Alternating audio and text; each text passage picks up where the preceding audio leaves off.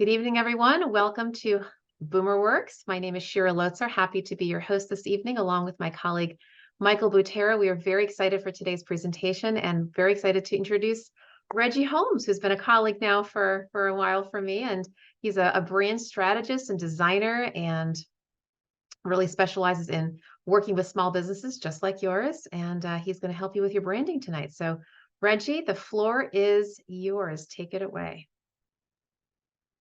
All right. Thank you so much for that introduction, Shira. Let me share my screen. Just give me a thumbs up when you can see. We're good. The slide deck. Okay. I'm gonna play from the start. All right. So the title of this workshop is Beyond Bragging, Building an Authentic Business Brand.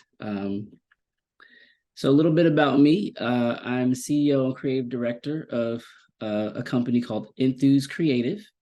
We provide brand strategy and design services for businesses. We also work with nonprofits and member organizations. And I like to think of myself as both a thinker and a doer. And I'll talk a little bit more about that in a few minutes. But I sort of have a personal and professional mission statement: help entrepreneurs and entities with big ideas to create big impact while building a brand they are enthusiastic about. So I try to be purposeful and mindful in everything that I do related to both my personal and professional brand. And coming up with the name for my business was just one of those things. So I encountered a lot of people who had dealt with designers and design firms that were a little bit shady, and they didn't have the best experience. And so I wanted to create a practice where people enjoy the experience. In fact, they were enthusiastic about not only the product, but also the process. And so I brought a certain level of enthusiasm to the work that I do. Those are the types of clients that really motivate me to do my best work. And so that was something that I was always looking for and always wanted to produce. So it kind of made its way into the name and is really one of the core values of my work. So that's just a little bit of background about me, but I'm thrilled to be able to be here today to be with this audience. I've structured the workshop where I will ask questions from time to time. We have a smaller group, so there'll be opportunity to unmute and give some commentary. You can also feel free to put it in the chat, but I really want this to be, interactive, as interactive as we can, and really engaging. So feel free to comment and just share what you're thinking as we go through this material. Awesome. Okay, so I always like to kind of frame this with goals and takeaways. And what I've done is kind of break down the title of our talk today to be able to just kind of highlight the things that I hope that you get out of our time together. So beyond bragging, we want to acknowledge and answer some of the objections that many of us have to the idea of talking about ourselves or our businesses. So there is this idea that people have oftentimes with building a brand. It can feel very self-oriented. It can feel uncomfortable, honestly, to put ourselves out there. But we want to kind of dispel some of the myths and really create a framework and a platform where anyone that has value to offer can feel great about what they have to say and sharing those things that are valuable to their audience. So building, we want to understand and appreciate the process that's involved with communicating about ourselves or our businesses. So building a brand is just that. It's, you don't construct a building overnight, especially not a building that you want to live, work, or spend any amount of time in. So if something is worth constructing, it takes time. It's a process. And so hopefully we'll highlight some of the things that are part of that process and help make that less daunting for people. Next is this idea of authentic. We want to identify what it means to be authentic and highlight why that's important and valuable in today's marketplace. I think it's safe to say that authenticity is one of the values that is of the most importance to today's consumers. And so we want to look at really what that means, how to identify and communicate that authenticity in the branding that we do for ourselves or for our business. And then we're going to focus on the business brand, but it's very difficult to do that without acknowledging the idea of personal brand. And so we're going to talk about what those are, a little bit of the difference between them, and then also a lot of the overlap and intersection between them. So this kind of gives us an idea of what we hope to accomplish today. And with that, we'll continue. So no one likes a show off, right? We've heard that since we were kids. In a lot of cases, that was one of the first lessons that we sort of learned and was reinforced in school, right? Those kids that were sort of desperate for attention, always showing off. We were taught not to really value that and appreciate that. And I think that's true in the world we live in today, when we're in a business or professional setting, right? We appreciate success. And I think in most cases we celebrate people's success, but we have a hard time when it comes to showing off and really just sort of talking about ourselves. And unfortunately, that's what a lot of people think that branding is all about. And one thing that we want to do today is talk about why that's not necessarily the case. And so I would love to know in the chat, or if you are feeling confident, you can unmute. I'd love to know from a few people, what is the biggest challenge for you when it comes to the idea of brand building for yourself or for your business, whether you have started or considering starting, just sort of exploring the landscape. But when you think about that idea of building a brand, what's one of the challenges for you? And would love to just have a few people share and sort of know what you're thinking. And you can put it Hi, in. this is Pamela. For Yes. me, it is putting myself out there. I'm not a social media type. I am a professional. I am a professor, and also trying to open a clinical practice. But I'm not a social media type, and the trends suggest that you need to be out there, like you said initially. But how do you overcome that idea of not wanting to be out there and have your name out there? Sure. Well, thanks for sharing, Pamela. We'll talk a little bit more about that in our time today. So I really appreciate you sharing your thoughts. Anyone else? Yeah, if it's all right, Mr. Holmes, I could maybe think of something. So I kind of think of, as you were saying, ourselves as a brand. We just got to apply the business end to that. And as ourselves, there's this kind of running thread. So if I've already kind of got a brand in one thing that I do, and I want to try something else to do, right? How do I carry over that unity of what I apply here to what do I want to apply to the new venture, so to speak, if that makes sense? It does. And so we'll try to touch on that as well. Okay. And you call me Mr. Holmes. Please call me Reggie. All right. Here. All right. Thank you. Please call me Reggie. Yes. All right. Thank you for your comment, and we'll make sure that we spend some time talking about that today as well. So. All right. Thank you, Reggie. Yes. Thank you. Anyone else have a comment? Reggie, and I'm very comfortable calling you Reggie. Okay. Thanks, Howard. Of course. So in regards to what Sam just said, I was going to sort of extend on that. So I have two challenges, one related to what Sam said, which is, being able to carry over my personal brand over to my business brand. So really having clarity around my personal brand and how it contributes to the broader business brand and be able to distinguish. That's pretty challenging when you're a solopreneur. Sure. And so if that hits on what Sam was saying, I share that. And then secondly, regarding your topic today, Reggie, sometimes I do honestly find it challenging. I'm in a sales role.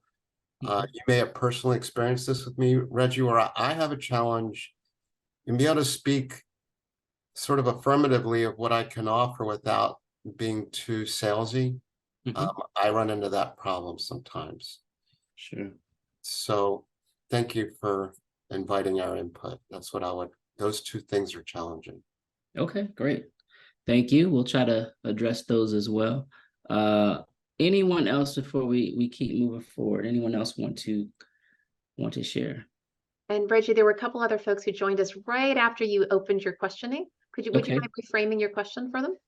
Sure. So we talked about how no one likes a show off and how that is, something that's not very appealing, but that can be one of the hangups that people have about the idea of building a brand. And so that's one that I mentioned, but I wanted to know what are some of the challenges that the audience has about or around building a brand. Is there anything that kind of makes you less willing to do it, makes you a little bit hesitant, any of those things? So, all right.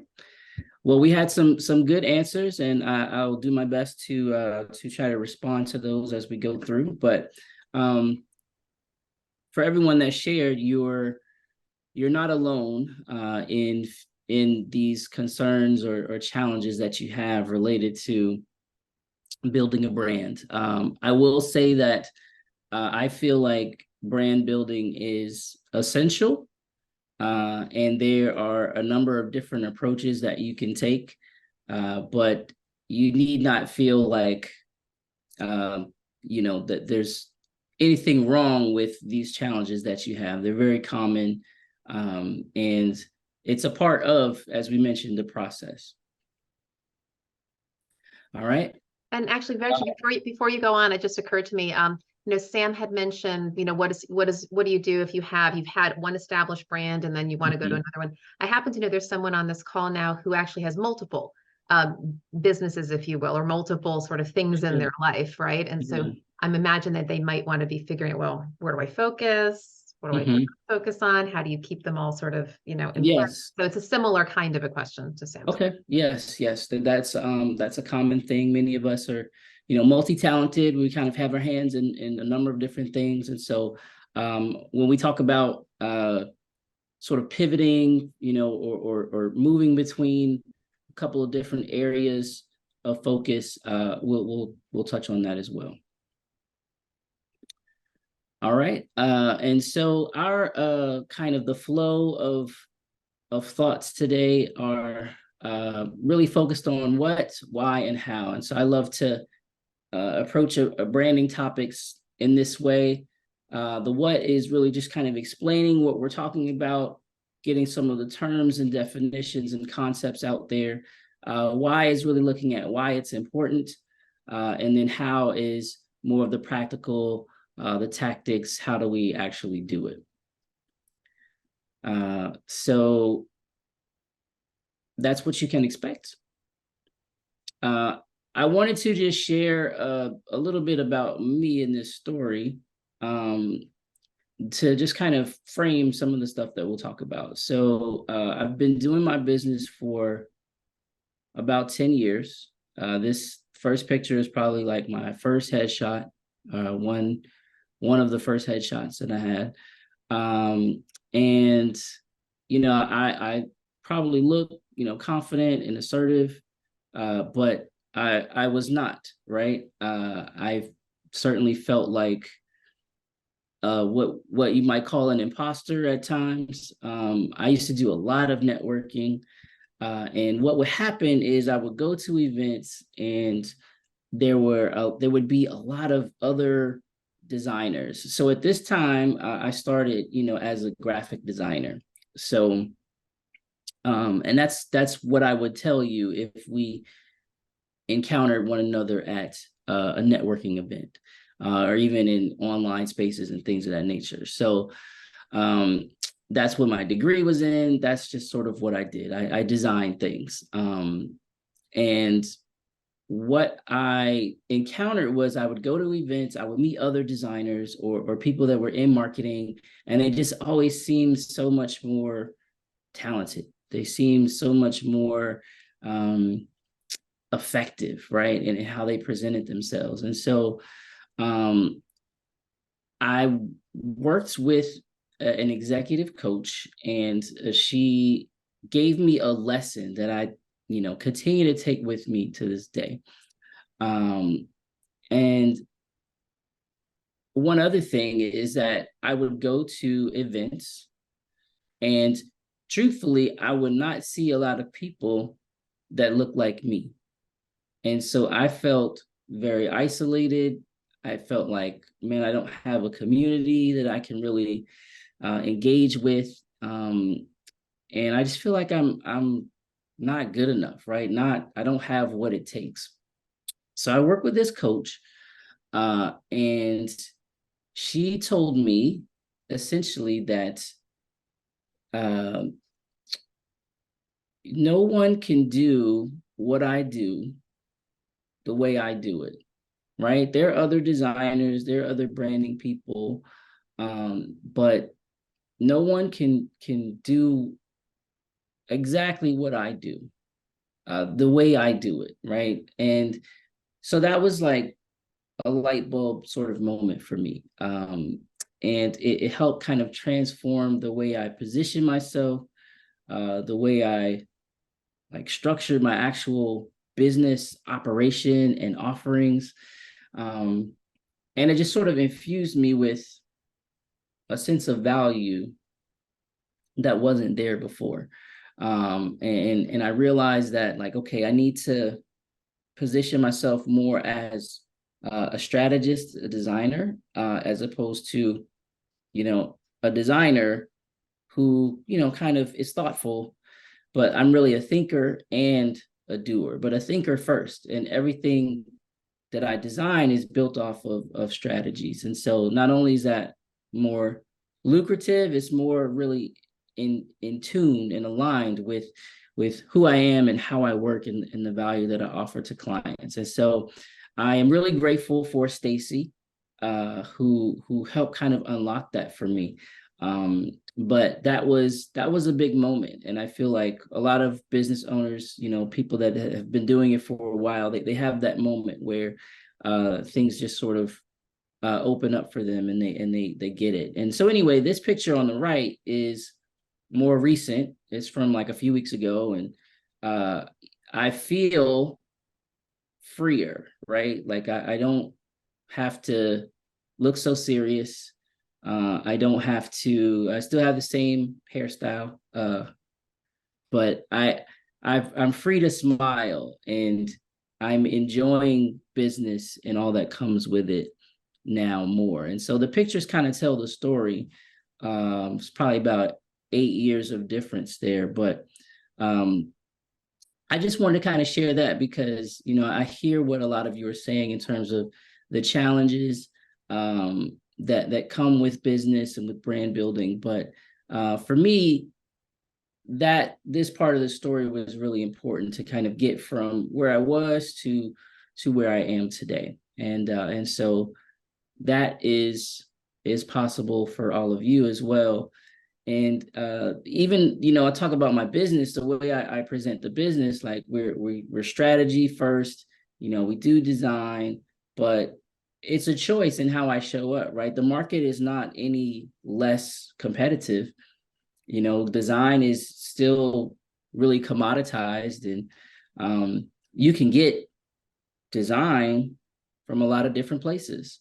for cheaper, for sure, than my rates. But I bring this value of thinking and partnership and just sort of my approach to creative services, and marry the strategy with the design, and that's really the value proposition for the client. So find what it is for you that's going to unlock your ability to show up in the market in an authentic way, in a way that you're able to be perceived in the way you want. I think in the beginning, I wanted to be taken seriously.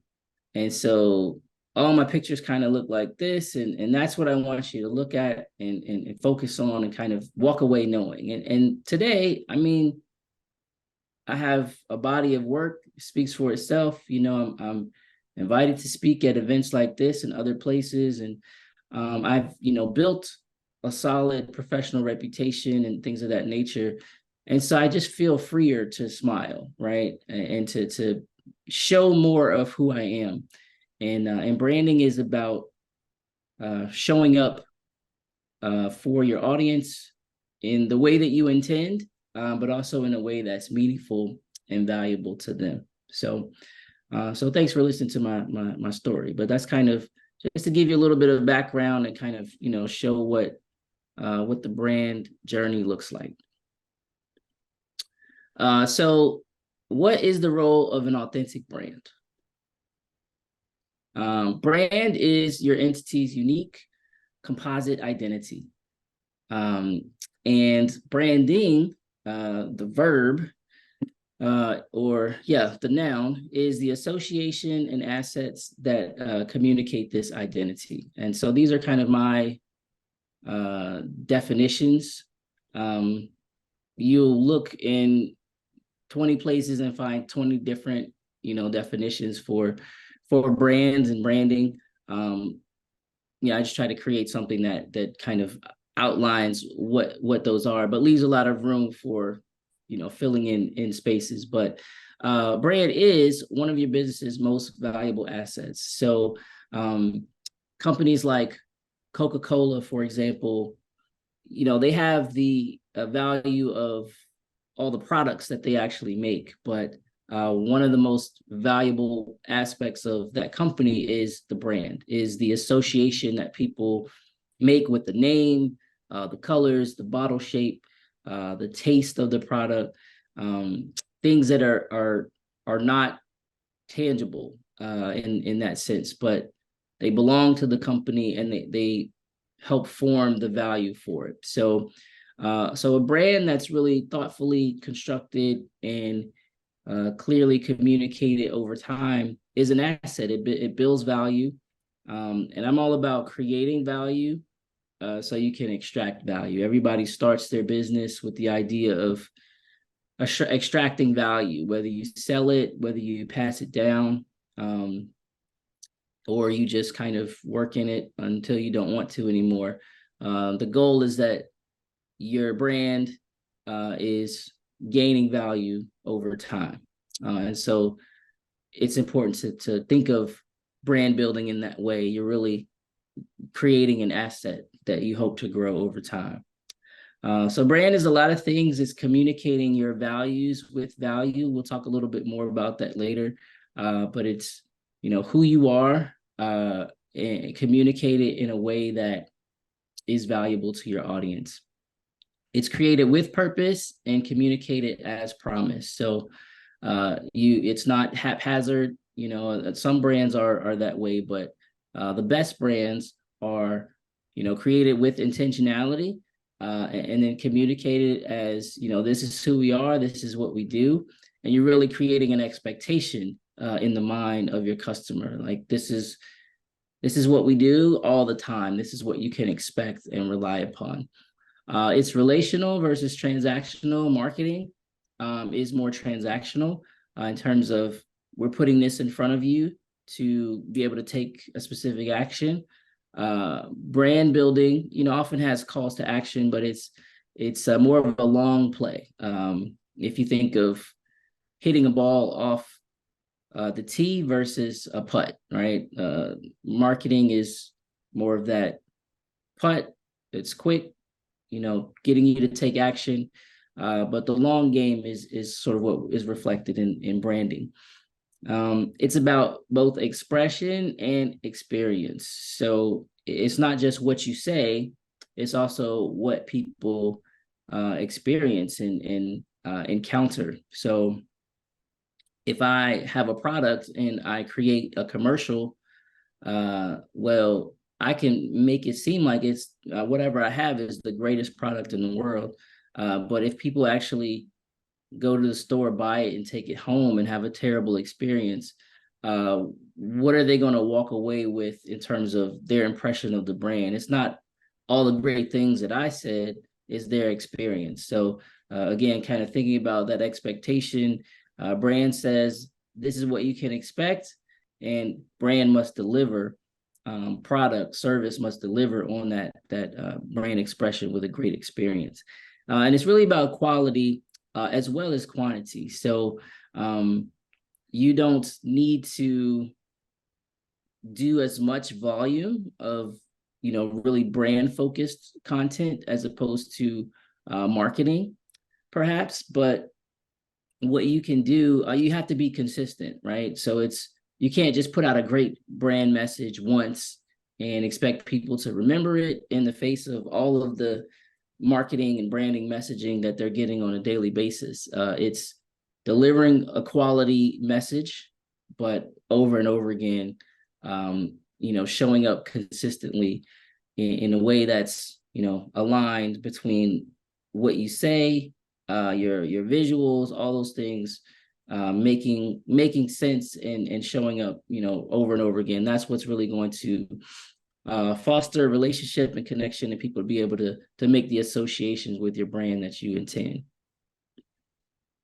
So quickly, like just what makes up a brand, I've kind of grouped these into tangible and intangible elements, but there are things that we certainly see and sometimes touch and feel that are elements of what makes that brand, that identity that we talked about. And then there are things that are maybe color should be on tangible. I don't know. There's kind of in between, but there are things that they're not tangible in the sense that they're things that exist in our physical world. They're more ideas and concepts and constructs, but they very much reflect what the brand is all about. So there's a little bit of both. And I liken brands to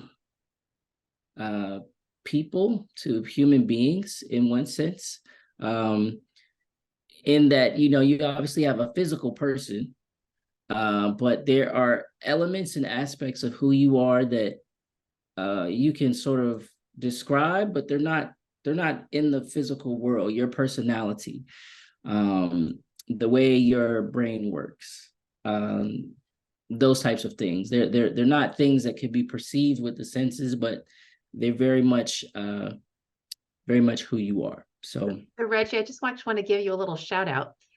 So when we started BoomerWorks, and actually ended up going to virtual like we're doing now in the beginning of the pandemic. So we had a marketing volunteer, and she was very much about our BoomerWorks brand. So she helped us come up with the logo and PowerPoint slides and so forth. And you, Reggie, took the initiative without me even asking you to actually create this slide deck, not only using our slide, but you even created this, like the blue-green, right? That was you trying to help us to stay on brand. So I wanted to acknowledge you and give you a shout out, because that's just helpful. And I think everybody can appreciate that, right? When you go in and you invest time into building your brand, whether that's the color scheme, the values, whatever, and to have somebody acknowledge that, I just wanted to say thank you. So. Oh, sure. Well, thank you. Yes, it's very important that you show up the way you intend. So in our world today, identity is very important, and so people take great pains to show up in the world the way that they want to, and that has to be respected and acknowledged. And so it's the same with your brand. You don't spend the time to create it, just to have it show up any kind of way. So yeah, great point. Thank you.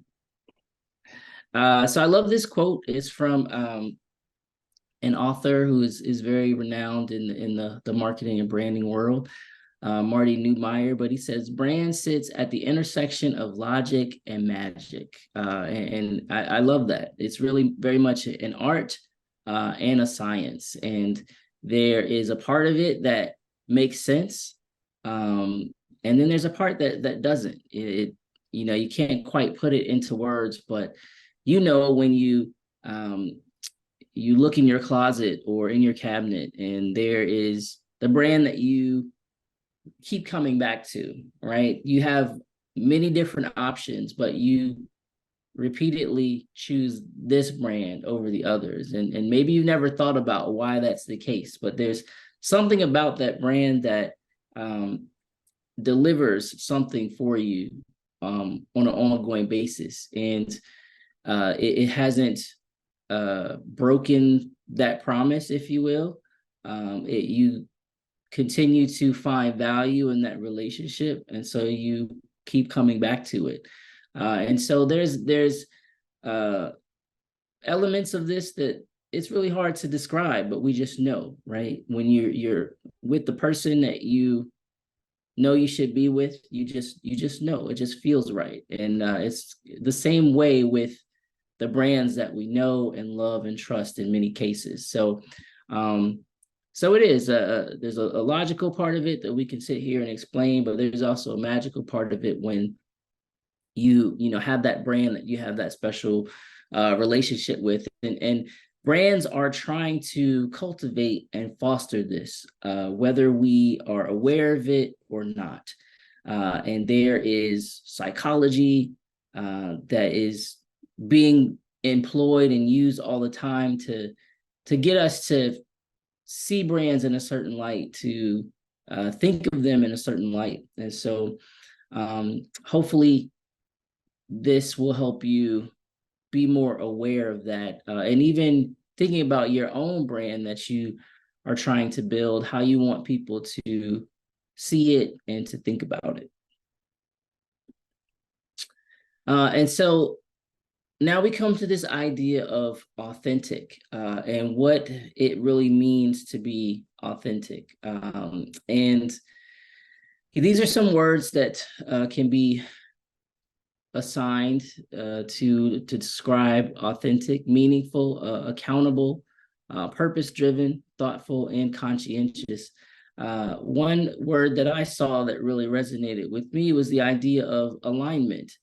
So an authentic brand is one that practices what it preaches. So it delivers on what we talked about earlier in terms of doing what it says it's going to do. Being truthful. There's obviously like truthfulness and honesty and integrity are part of this. I think transparency as well.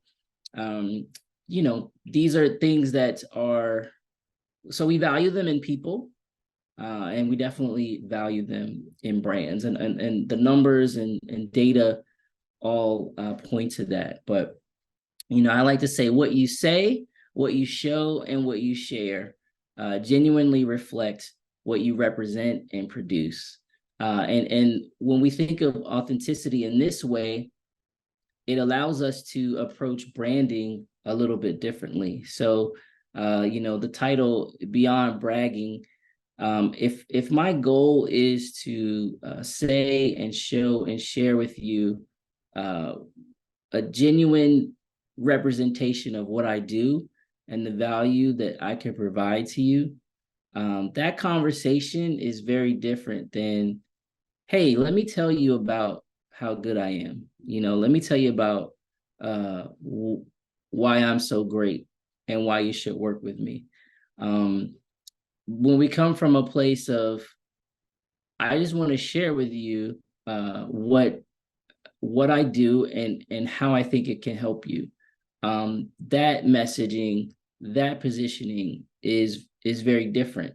And so that's sort of what we want to be thinking about in terms of an authentic brand is less about us, and it's really all about the customer. And so that was working with that executive coach that I mentioned. That was one of the important takeaways for me, is that I can make conversations, when I go to networking events or have one-to-one meetings and things, like I can make it about me, but it's more about you and how I can serve you, the value that I can provide to you, me acknowledging and seeing the problem that you have and knowing the value of the solution that I can bring you.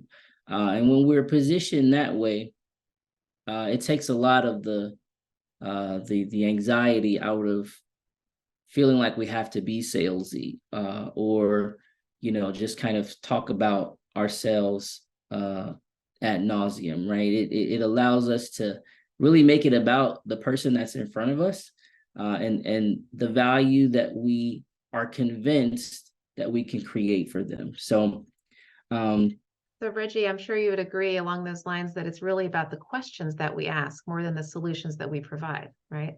Because a lot of times right. people will say, oh, what can you do for me? But really, it's about turning it around and saying, what are your challenges? What are your needs? How can I help you?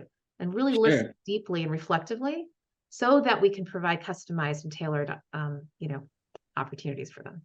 Right. I mean, the solution only has its value when the problem has been made clear, and communicated.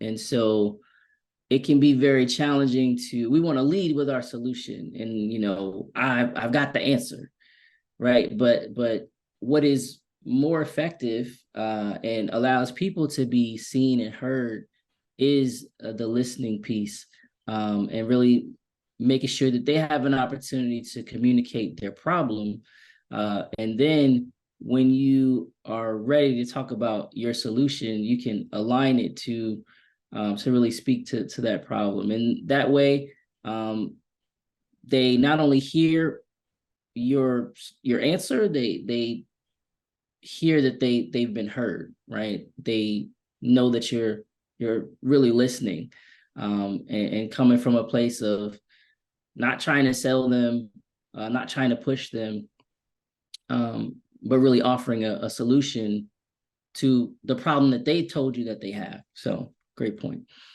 Could I chime in for a second? Sure. Thank you.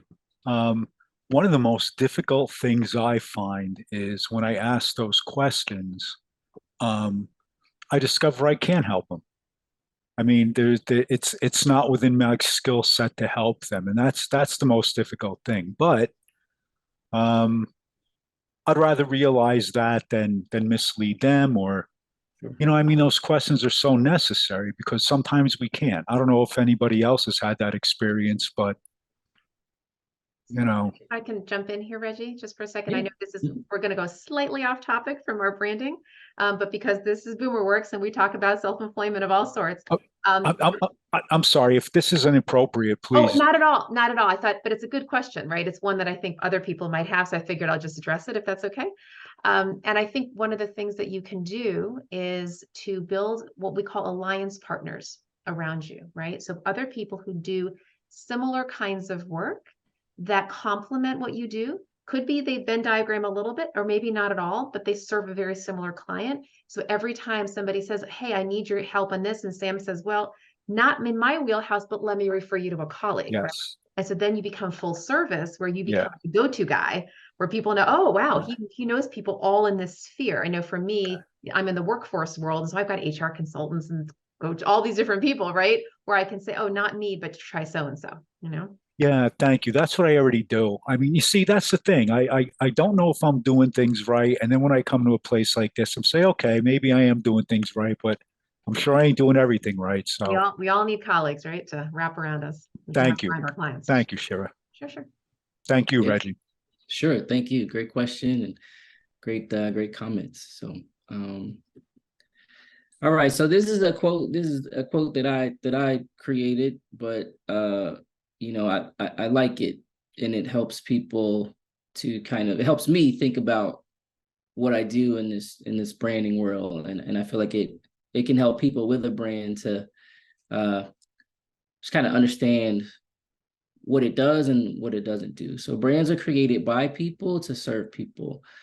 People were not created to serve brands, and so sometimes we can feel like I've got to do, like I'm working for the brand, but the brand is really created, as we'll talk about, for people to, be able to connect to the product or service that they need. But we work on the brand, but we're not doing things in service to the brand. And ultimately, people are what we're trying to serve. And the brand is a tool to be able to allow people to serve others and to get their needs met. And so the brand is super important, but it's not everything. And so that's just, even as a person that works on brands, and we're trying to build these things, and we want people to have a relationship with the brand. We want them to consider the brand important and valuable and vital in some cases. But we don't want people to just sort of slavishly serve the brand without thinking about, well, what does this brand really stand for? What are the people that created this brand? What is their quality of life and work like? Like if we create this huge entity, right, that people love, but the organization treats its people badly or is putting bad things out into the world, is that really a brand that we want to support, that we want to continue to have a relationship with? Like, those are the types of things that I want people to think about, even as we're trying to build something that people love, that they respect, that they share with their friends and their colleagues. But we don't want to do it blindly or without thinking about how real people are being impacted, and how the ultimate goal is to create this brand to be able to serve people and meet their needs and provide solutions to their problems. So as we think about building an authentic brand, that's really what it means, is keeping the people at the forefront, like the people at the front who created it, and then also the people that the brand is going to be able to support. And so throughout all that, people are really important. So what's the role of an authentic brand? And I've identified 4 functions of a brand, and these are sort of just general what brands actually do: identify, create awareness in the marketplace, so people know, okay, what this is and what it's all about. Differentiate, to heighten the awareness by showcasing what makes the brand unique and valuable. So differentiate is very close to identify. Communicate, share information that gives knowledge and context for an opening for deeper understanding. So telling people not only like what this is, but more information, so they can make informed decisions, and if they want to refer their brand to someone else, they'll have the knowledge and information to be able to do that. And then to connect. And when we think about authentic brand, this is really important, nurturing that relationship through creating those associations that we spoke about. So this is what any brand should do. Authentic brands do this really well. So modern consumers see themselves, as I mentioned, in relationships with brands. So the more you can add human dimensions to your brand, the better it will be able to connect with these customers. So sometimes that is very obvious, and sometimes it's not. But in this day and time that we live in, it's very different than in the past, when it was sort of one-way type of communication. I call it the difference between being a diplomat and a dictator. So in the past, brands were sort of monolithic, and there wasn't this ability to, pick up the phone and call a brand, or jump on social media and talk about your experience with a brand. It was very much, we say we're this way, and so we're this way, and we're positioned, and the communication was really one way. Maybe they did a focus group, or some surveys or something like that, but it was really one-sided. And in this day and time that we live in, brands and technology have opened the door to have more of a dialogue, to more of a sit down with, a company. Let's say it's a brand that you love, but they let you down, right? You had a poor experience. You have the ability to talk about that, and them actually see that, acknowledge that, and respond, which is what we want out of our human relationships, right? If you have a friend, you have a problem with them, you want to be able to go to them and say, hey, you let me down in this situation, or I thought I was going to get this and you gave me this. And then you can work those out, right? They have an opportunity to make it right, to do something different if that's what's needed, to make changes on their end. And so now we just live in a time of more dialogue between brands and consumers. And that's a good thing. But it's reinforcing this idea that you are in a relationship with your brand. You don't just go to the store and buy as if you don't have any options. The reality is, and brands understand this, you have a lot of options in terms of products and services that you choose. And so it's in their best interest to keep the relationship strong, to follow up, to ensure that you actually had a positive experience. And so we see all of that transpiring in the world today, but it's an outgrowth of this idea that businesses and brands understand that their customers are in relationships with them. And so, you want to make sure that the relationship is going well, going smoothly. And so we've created lots of mechanisms to be able to do that.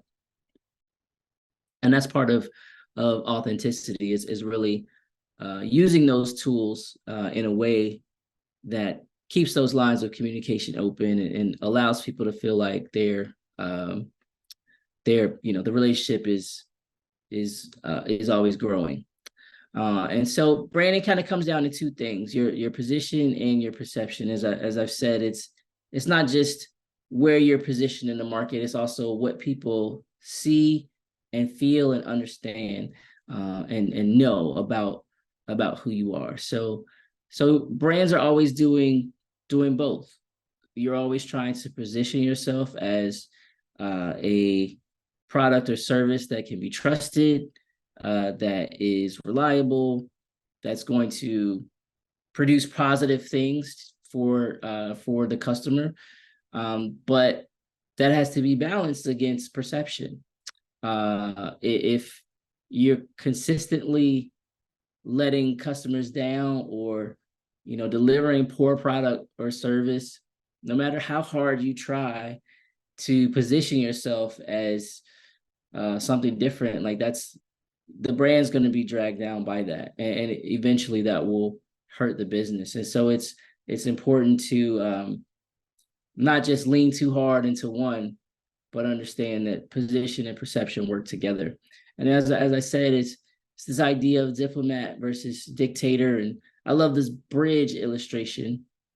Your brand is a bridge, a connection between who you serve and what you sell. So on one side, there's what you sell, your product or service, and on the other side is the customer. And what bridges the gap? Brand is really what does that. Marketing can get them to take action once or twice, but what's going to keep them loyal and coming back, and then also referring to others, is brand. And I love to think of it as your 24-hour employee, right? Wherever you are, in whatever business you do, at some point you you turn off your computer, you go to bed at night, and you're done with work, right?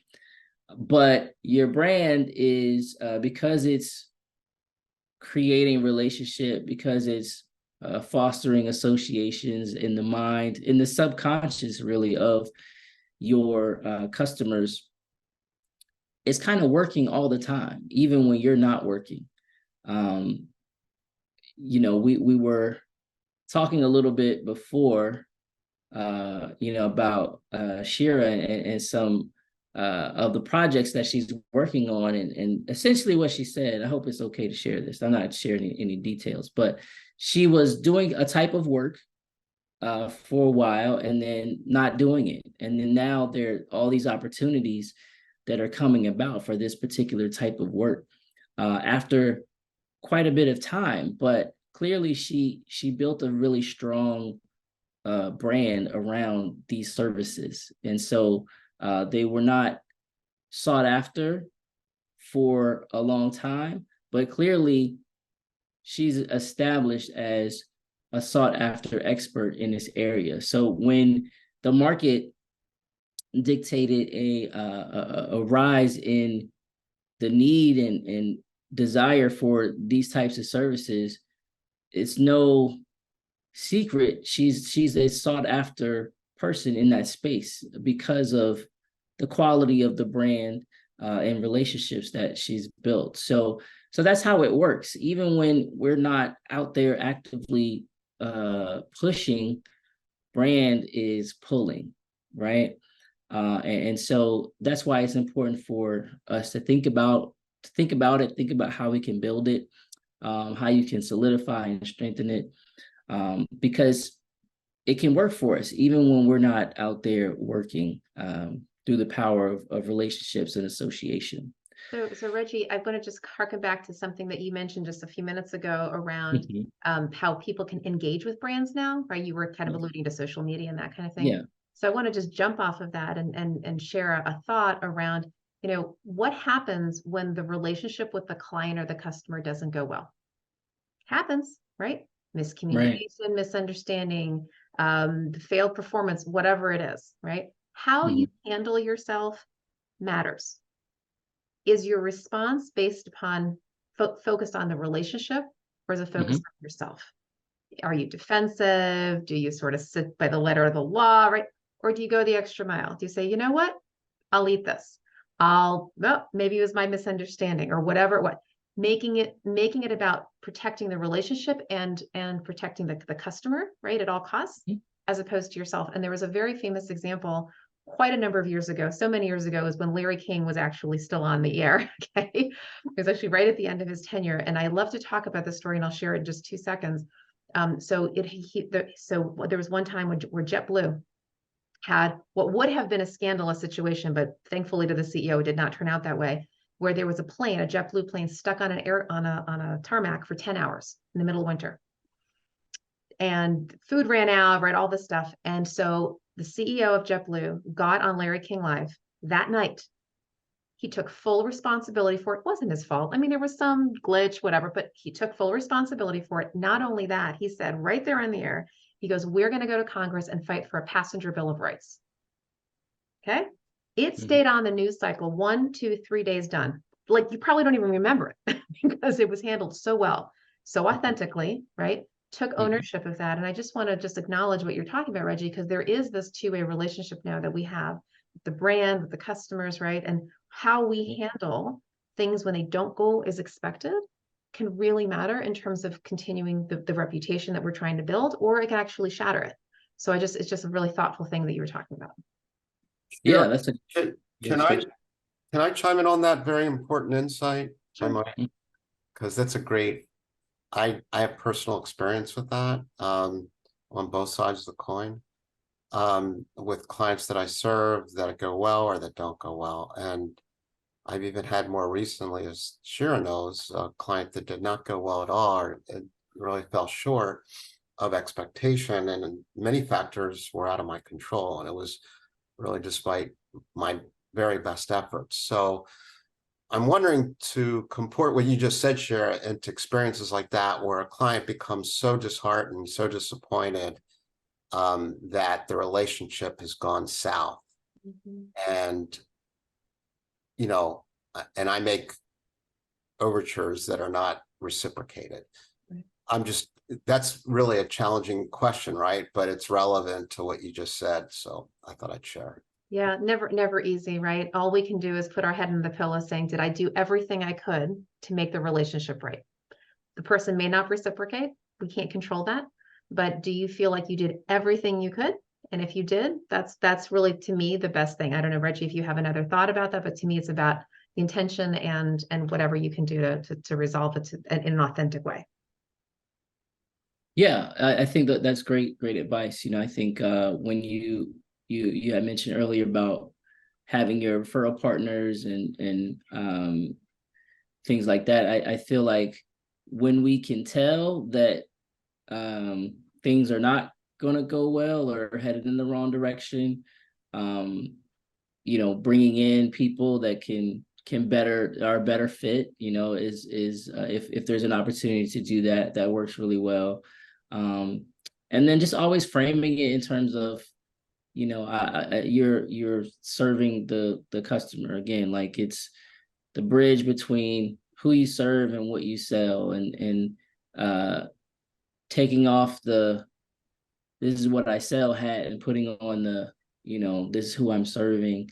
What's ultimately gonna serve the customer is always a good way to handle these situations when they happen. And you know, unfortunately, they do happen, but that's a reflection of your brand too, how you handle it. And so I think, you know, we've spoken to that, but that's a great point. That's sort of the other side of it. You know, when not all of the engagements are going to be 10 out of 10, but how you handle that is as much a reflection of your brand as how you handle, you know, the ones that are a smashing success. And so, and then how you talk about it, right?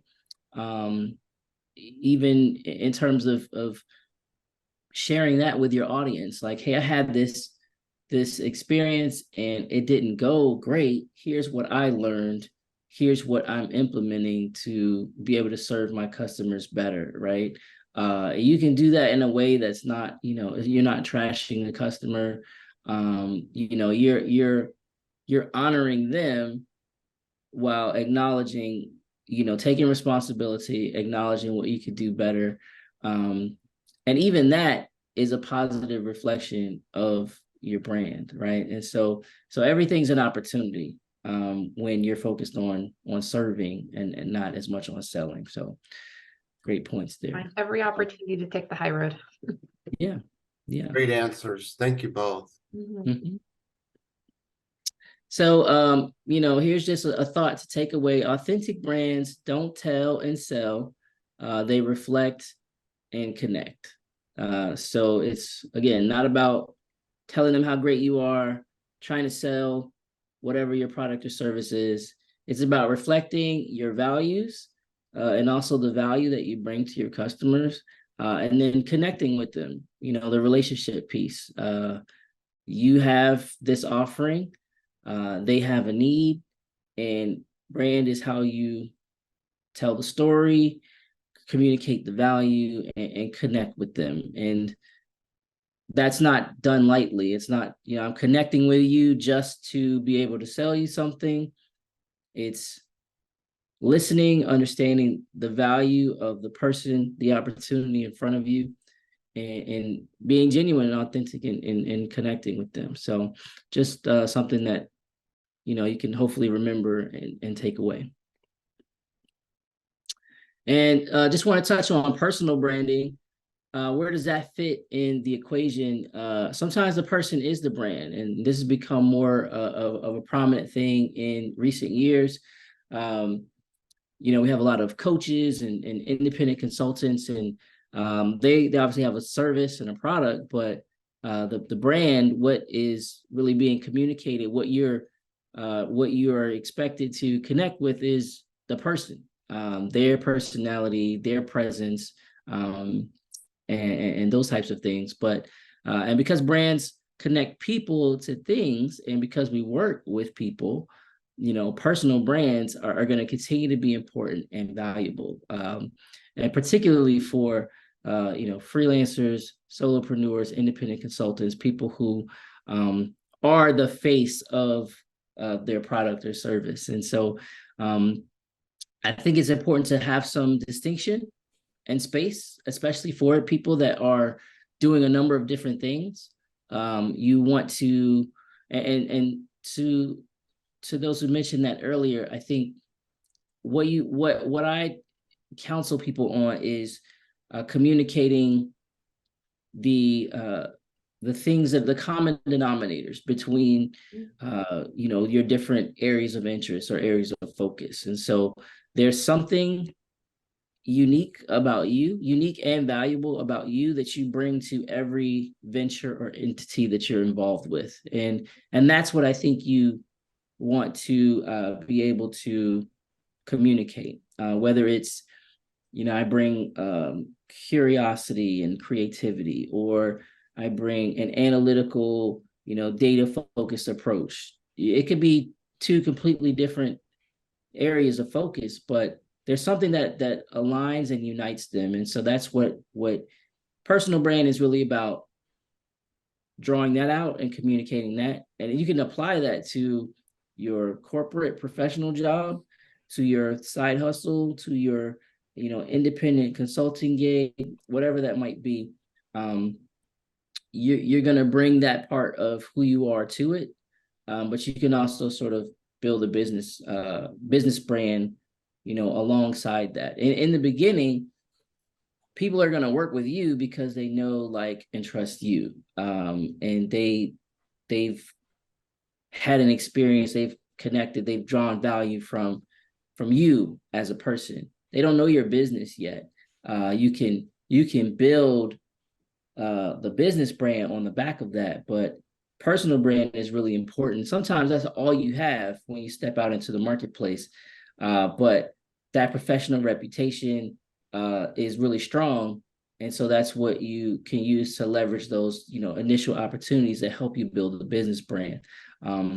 I created a personal brand coaching program because it occurred to me, like, people starting businesses, why are we getting them to spend all this money on building a business brand when it's a heavy lift? Nobody knows that entity, but they know this expert really well because they spent years doing great work in this industry. So let's leverage that personal brand initially, get them comfortable being the face of the business, and then we can build a business brand as we grow, leveraging the personal brand. So it's really important, and it is a part of this equation. Even as we're talking primarily about the business brand, be thinking about how you as an individual show up in the marketplace, because as we mentioned, people, they're doing business with the person. And so sometimes amongst options that appear very similar in terms of cost and scope and things like that, the thing that will compel them to choose you and not your competitor is the power of your personal brand. So don't neglect it. Think about how you can be building that as you think about building a business brand. And I just like make one comment, and then Sam, I see your hand. So Reggie, you mentioned the common denominator, and I think that applies especially to folks who, and I happen to be fall in that category myself, and I know there's at least one other person on this call who does too, where you kind of have multiple lanes, right? Mm-hmm. So you have, and that can happen certainly, especially as your business grows, where you kind of add things on, and it's very helpful to find what you're calling that common denominator to bridge it all together. Whatever that is. And it could be a sector that you're serving. It could be the way that you're serving. It could be the type of work that you're doing, but you want to find one overarching thread or a common denominator, however you want to frame it. So for me, I'm a recruiter and an executive coach and a career coach and small business coach and all these different things, right? For me, it's all workforce. That's my common denominator. And I say that I have multiple lanes to my highway. And that helps people to sort of wrap their brain around, oh, okay, she's a workforce person. Here are all the things she does to serve the workforce. or whatever Yeah. your thing is. Maybe you're a different kind of coach, or in the financial services world, or whatever it is. Having something that can help your brand kind of hold together can be very, very helpful. And Yeah. sure, and Sam, forgive me, but sure, also in working with you, I know that it's your style, and to Reggie's earlier point, it's the way what we bring to our work that's the unifying factor. That, you know, our authenticity that Reggie is so articulate about, our personal style, and you know, all of our unique characteristics that inspire people that get to know us is part of that overarching identity as well. Wouldn't you say, Shara? Absolutely. And then you want to be seen as that go-to resource, right? Whether you're going to be able to serve them or somebody else, one of your colleagues, you want to be that one-stop shop where people say, oh, it happens all the time to us, right? When we've been in business for a while, the client will say, hey, Shira, or hey, Sam, I know you do X, but can you also help me with Y? And if Y is something that's actually possibly in your wheelhouse, go help them. And if not, then you have a referral, right? But you want to be the person that they trust to come to them for that sort of set of general needs. And either if you can help them, or maybe a colleague. So yeah, but that does come down to your own trustworthiness, you know, that authenticity that Reggie was talking about. Sam, did you have a question? Yeah. I mean, it's more of a comment than a question, if that's all right. You know, this has given me so much stuff to think about, and especially when we got to the personal brand, because that's exactly kind of what my business is. It's me. And people, for whatever reason, like what I do. And this is kind of a double-edged sword to me because, you know, Reggie, you talked about perception before, right? So depending on who we are, or if we're being authentic, not everybody's going to like us for whatever reason. I mean, it's not like they're going to hate us, but we're not going to, because of however we come off to them, however they perceive us, right? So they might not make that connection. And I think that's like the double-edged sword. And that's kind of, you know, I think that's all right, because you're going to meet people. It's kind of like a filter. You're going to meet people who really connect with that you, right? That intangible you. They're going to connect with that, and they're going to work with you, and they're going to tell their friends to work with you because they know you. But yeah, some people, it's like some people aren't going to make that connection, and I think that's the difficult part, because it makes us question who we are. Why don't they like us, right?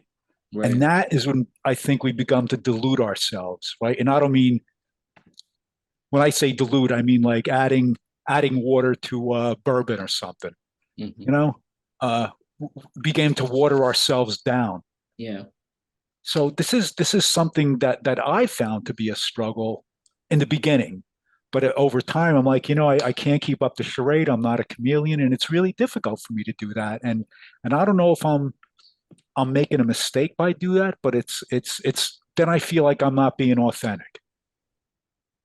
Right. Yeah. So it's No, that's a great point. I mean, every yes to something is a no to something else, right? And the reality is that you can't serve every person. Like, you know, sometimes people say, well, anybody can be my client. And in theory, that's true. But the reality is that's not true. You know, you have people that you will resonate with your message, and some that won't. And that's okay, right? Like Apple is a huge company. They have you know, tons of people have iPhones, right? You know, there are a ton of people that have Samsungs and Android phones, and they have a market share as well, and that's okay. You know, it's okay to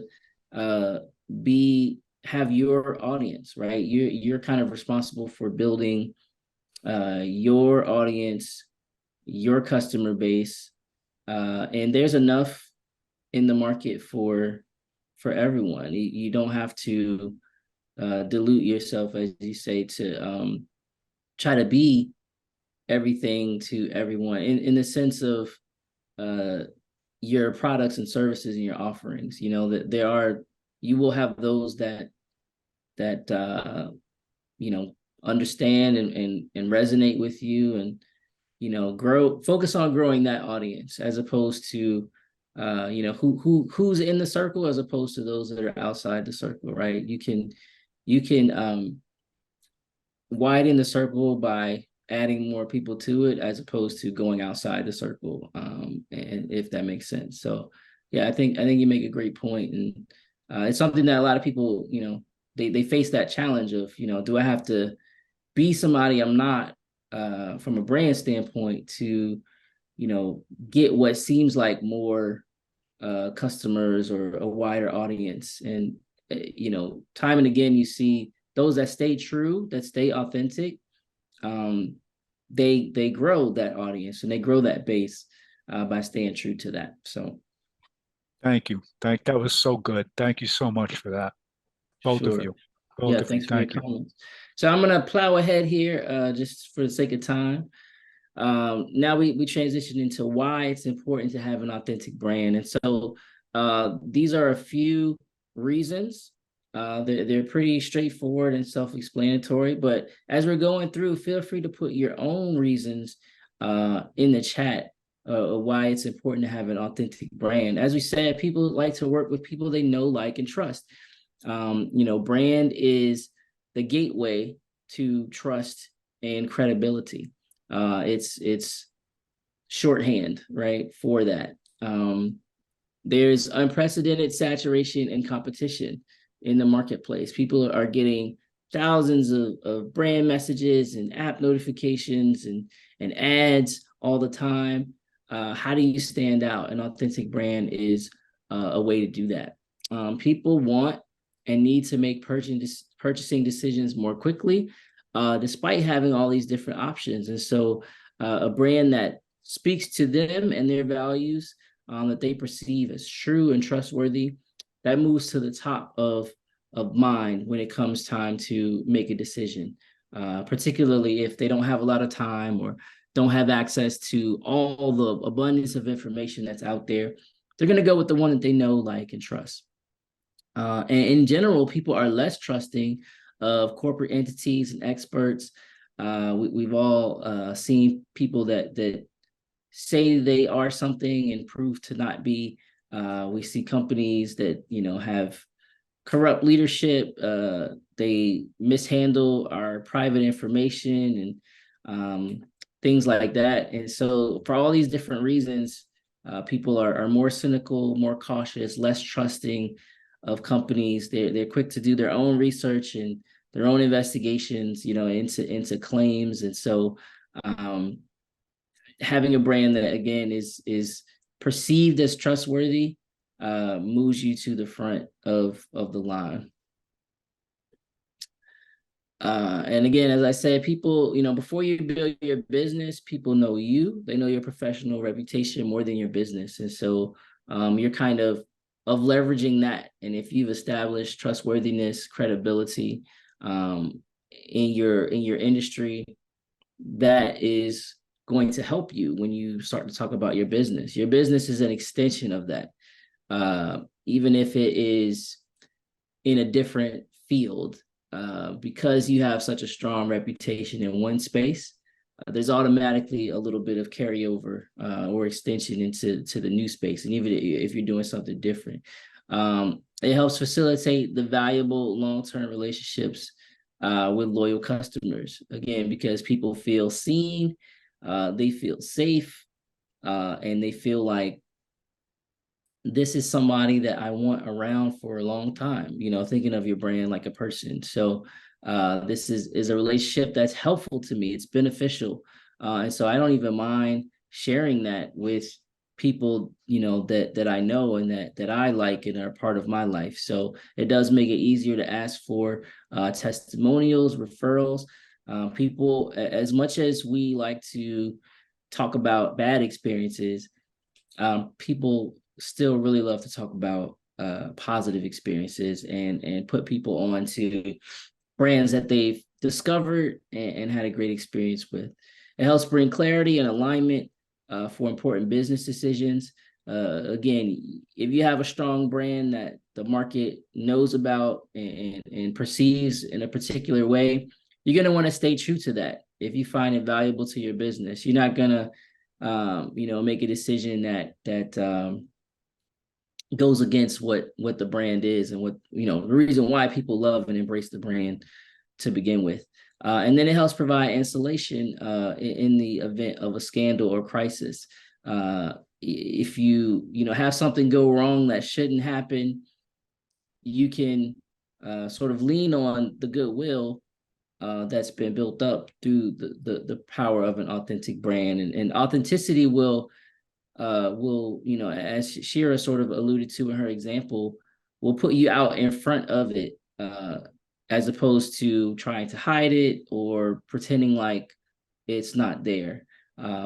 Part of authenticity is that honesty and transparency piece. And so an authentic brand embraces that and talks about what's happening and looks for opportunities to make it right and to win back the trust and credibility that is so valuable in today's marketplace. So these are some reasons. Feel free again to put your own reasons why you feel like it's important to have an authentic brand. If there's anything else that came to your mind as we went through this, but it's extremely important. If we think of a brand as an asset, as we talked about earlier, these are all things that help grow the asset, right? These are all things that make the asset valuable. So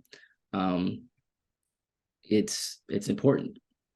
And, just for the sake of adding some more context, statistic is 88% of consumers say that authenticity is a key factor when deciding what brands they like and support. And this is from 2021, 2 years ago. I believe the numbers have probably gone up even more.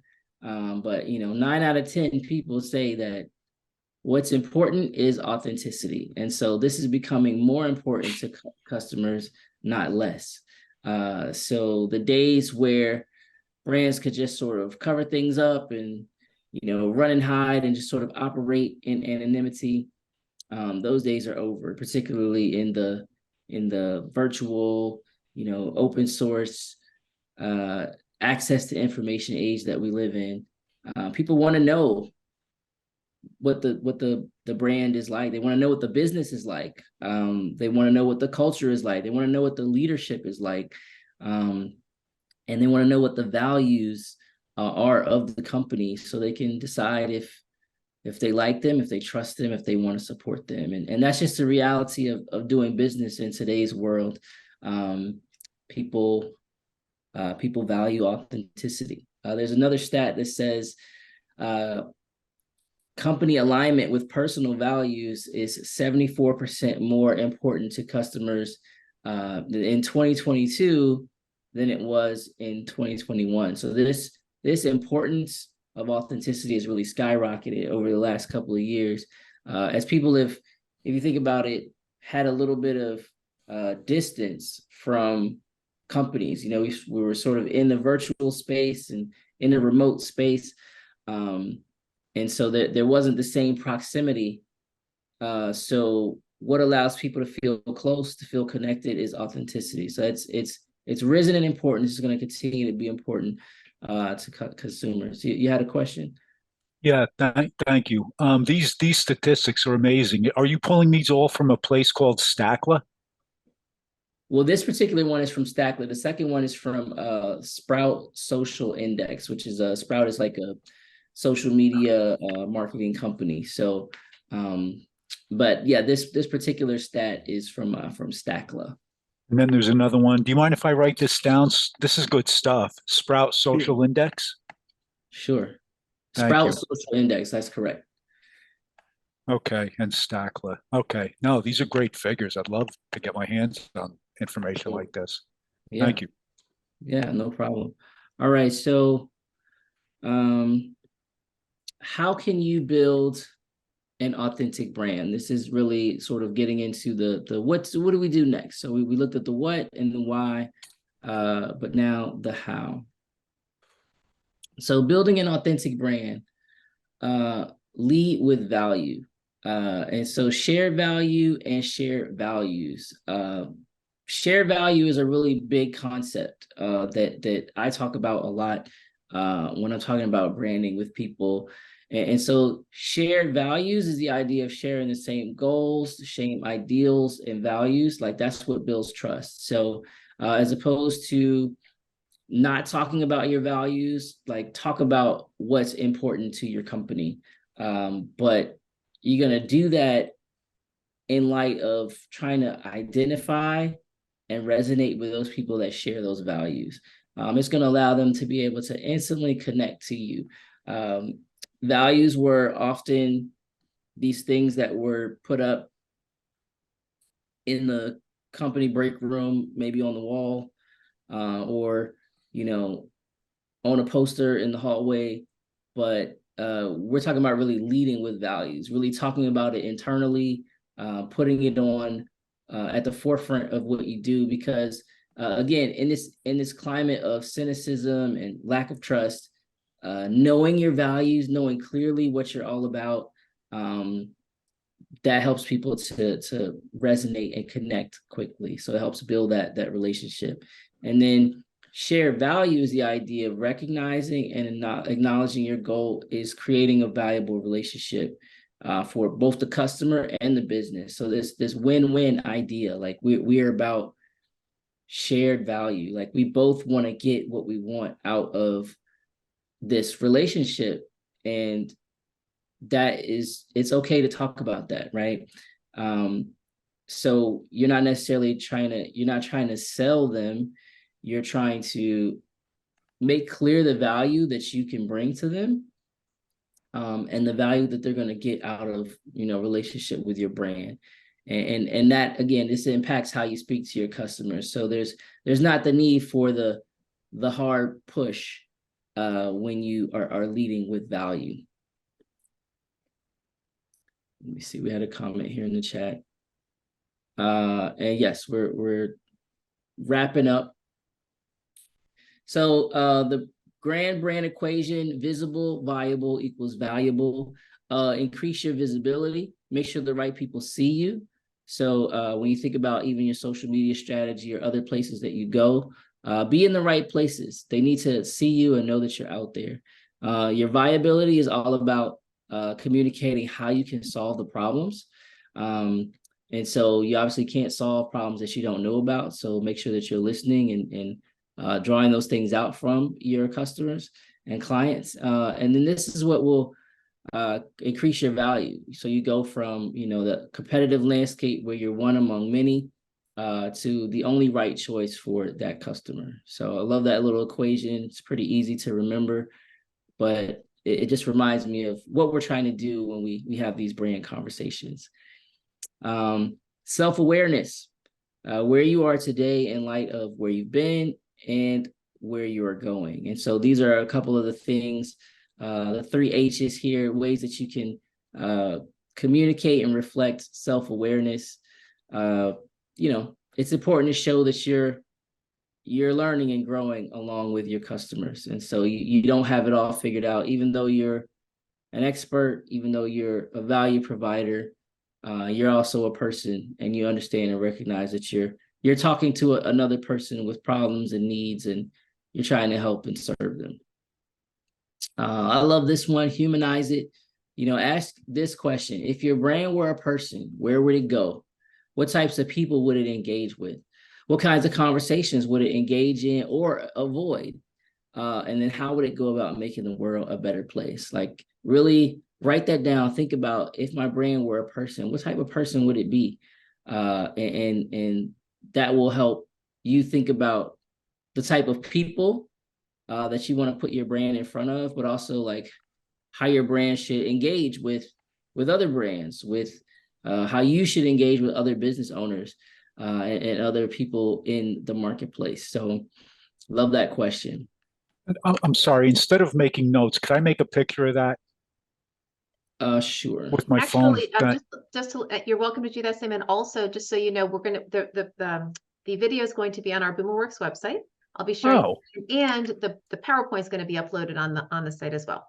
Okay. All right. I don't want to waste anybody's time. Thank you. Sure. Yeah, no problem. And so we'll kind of end here just for the sake of time, but this is the last sort of practical step. But tell stories, show and tell. We all remember that from school. Stories are a way to communicate information and help people to remember it. They're innate to sort of how we were created, and they remain stuck in our brain more than stats and facts. And stats and facts are amplified when they're accompanied by a story. And so I'll end out with this thing called the Significant Objects Project. And so I'll just read about this, but it helps to kind of tie these things together and helps us think about what it means to tell stories that are meaningful and helps us see why branding is so important and valuable. So in 2009, Rob Walker and Joshua Glenn thought to investigate the idea of value through storytelling. They brought 100 cheap trinkets from thrift stores and asked professional writers to invent a story about each project. For example, a heart-shaped paperweight was accompanied by a tale about an office manager who used it to weigh down a lid of her jar of M&Ms. Walker and Glenn then listed the items on eBay along with their stories to see whether the value of the objects would increase. The results were staggering. From an original outlay of $129, their sales totaled nearly $3,600, a profit of over 2,700%.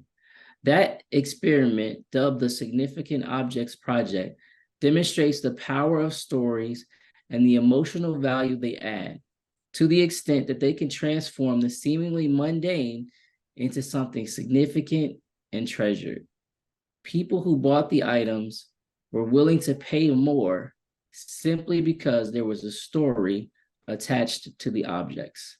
And so I love that because it reinforces the idea that the stories that we tell about our brands matter, and it creates value, and it creates something that people want to connect with beyond just the nuts and bolts of the A, B, and C of how you got started and what you do and what you sell. Very often we focus on the features and the benefits.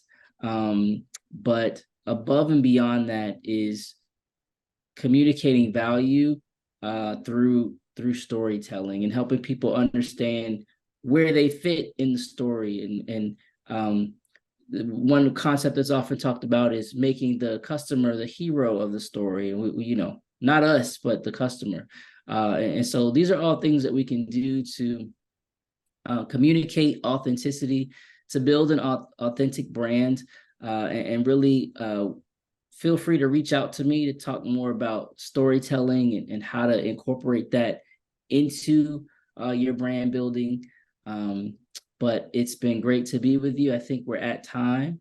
But Thank you, Reggie. I love this. Thank you. Appreciate you very much. And Reggie, do you want to go ahead and put your contact information in the chat? And then I don't know if you have a closing slide that might have that information as well. But wanted to let you all know that let's see, do you have a closing slide? There we go. Yes. Folks want to take that's that. It's my info. Okay. But yeah, that I'm making a picture of. Okay. So BoomerWorks.org, as some of you may know, is our website. And if you go to the Training Center tab, I'm going to go ahead and share that with everybody here. So if you go to BoomerWorks.org, Training Center tab, you will find this video in the next couple days or so under Marketing Your Business.